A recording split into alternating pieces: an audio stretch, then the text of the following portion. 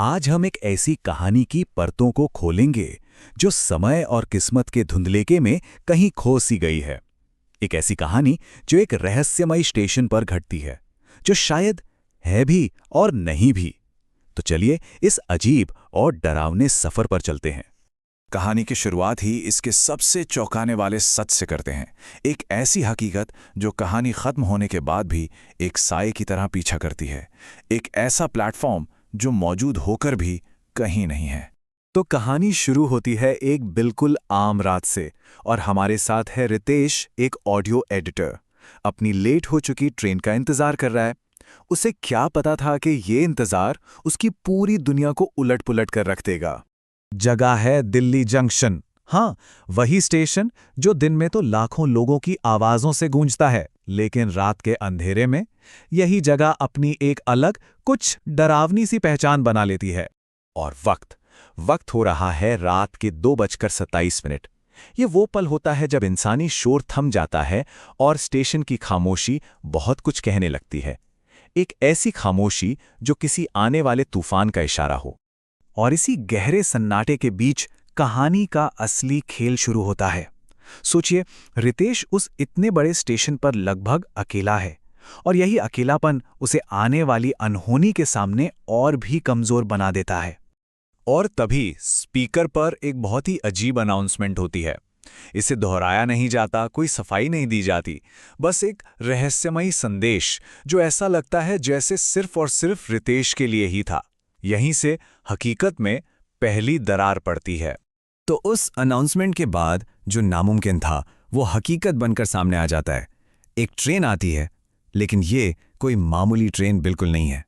घड़ी पर टाइम हुआ 2:31 और अचानक धुंध में से एक पुरानी ग्रे रंग की ट्रेन प्लेटफॉर्म पर आकर रुकती है। इसकी कोई पहचान नहीं है, ना कोई नंबर, ना मंजिल का कोई अता पता। ये बस आ गई है, जैसे किसी और ही दुनिया से चली हो। और इस ट्रेन के अंदर जो लोग बैठे हैं वो भी कुछ कम अजीब नहीं है। एक बूढ़ा आदमी है जो एक ऐसी घड़ी को देख रहा है जो बंद पड़ चुकी है। एक औरत है जो खिड़की के बाहर नहीं बल्कि शीशे में दिख रही अपनी ही परछाई को घूर रही है।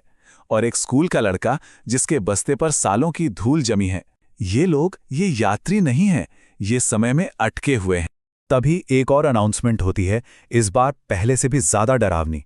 ये आवाज रितेश के दिल में एक डर बैठा देती है, एक अनजाना सा खौफ कि अगर ये ट्रेन छूट गई तो शायद वो यहीं फंस जाएगा हमेशा के लिए।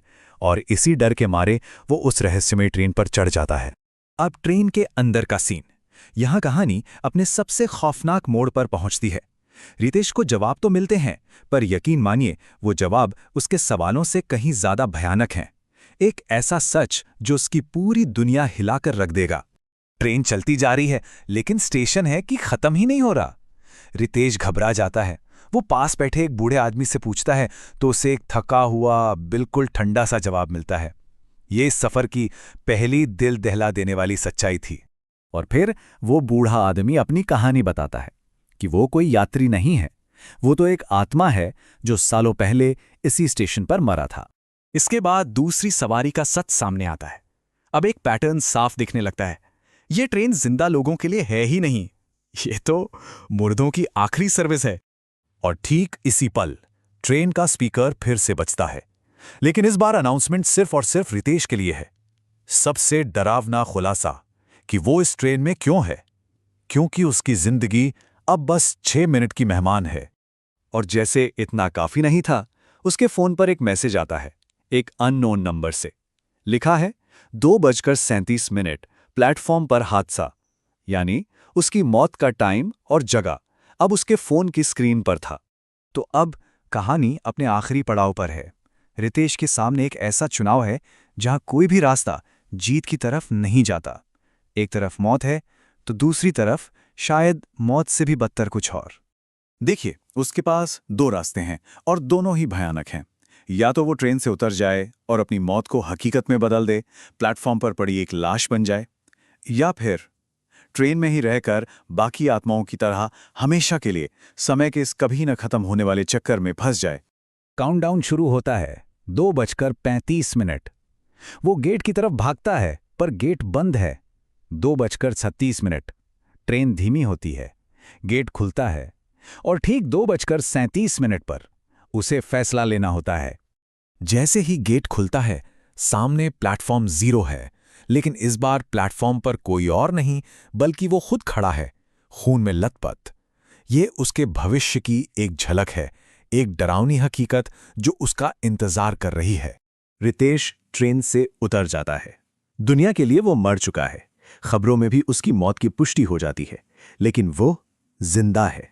मौत और जिंदगी के बीच एक ऐसी भयानक जगह में फंस गया है जहां हर रात उसकी घड़ी ठीक 2:37 पर रुक जाती है और स्टेशन के वही स्पीकर उसे वापस प्लेटफॉर्म 0 पर बुलाते हैं, हमेशा, हमेशा के लिए। और ये कहानी हमें इसी एक सवाल के साथ छोड़ जाती है। अगर किसी के सामने ऐसा चुनाव आए, एक तरफ पक्की मौत और दूसरी तरफ हमेशा के लिए भटकना, तो कोई क्या चुनेगा? शायद इसका कोई सही जवाब है ही नहीं।